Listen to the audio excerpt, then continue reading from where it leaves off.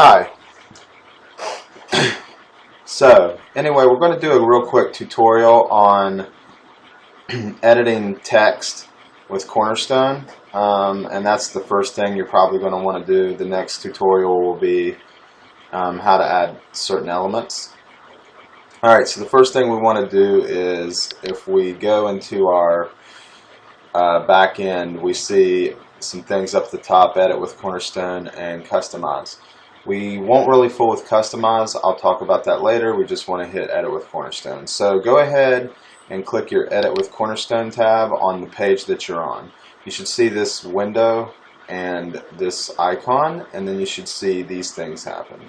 The blue boxes signify if it's in a column or row. So this is a row, this is a row. If we click section, actually all of it is just one row, but these are just different builds of how we put this row together. All of this is in one section. Okay, this is opposite. So if we click this, we can see that it says the word menu and it's heading 4. If we wanted to take that and change it to heading 3, we could do so, and you see it just got bigger. So everything is live changeable here. So we're going to change that back to heading 4. And this, we'll click this one, and that is Visual 2, the all-inclusive New Year's Eve party menu. So you'll look over to the left and you'll notice our text window is over to the left. Now we can duplicate things, we can delete things.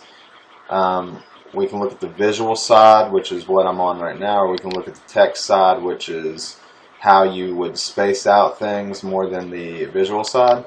So what we're going to do right now is, I think that this, I've got the heading colors set to gold. So if we want to change those, we'd have to go into the customize portion, which I'll talk about later. But for right now, let's go to that, and we're going to try heading 5, see what that happens. Click, oh yeah, we're going to make that a little bit smaller. We'll try heading 6. It's too small. Go back to heading 5. There we go. So now we can take things like, we're proud to join the Biltmore Hotel. I've highlighted that and I want to italicize that.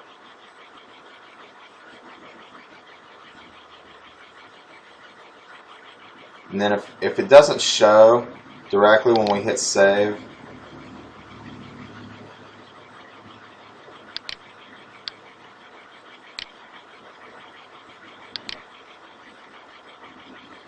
there it is.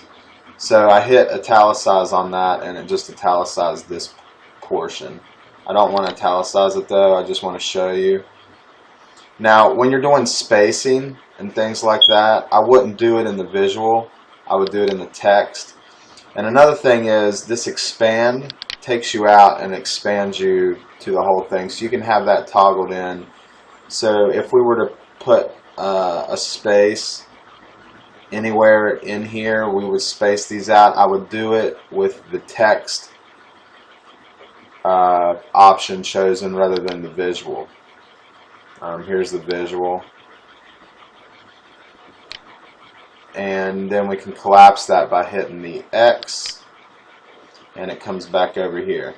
Alright, so this is basically the same thing as your text editor in regular WordPress. Now here's this aligns the page to center justification, to left, to right.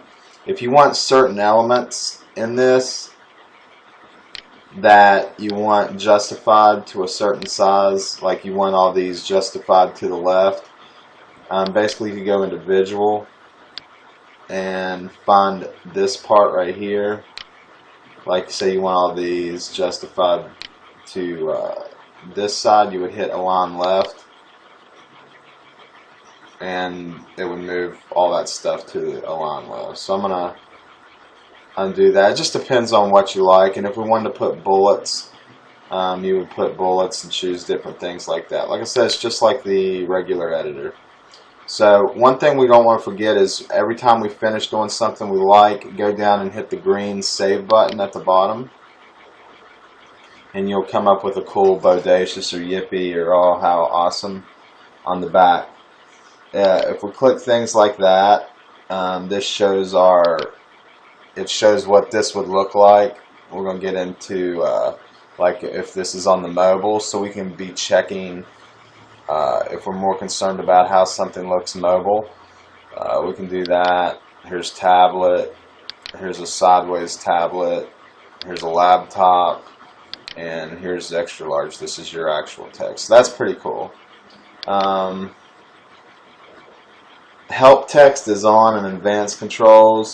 These are different things you don't have to worry about. Home takes you home, and that closes the thing up. So that really is basically how you use Cornerstone with editing text. If you were going to a different page, let's look at tickets, and you hit Edit with Cornerstone.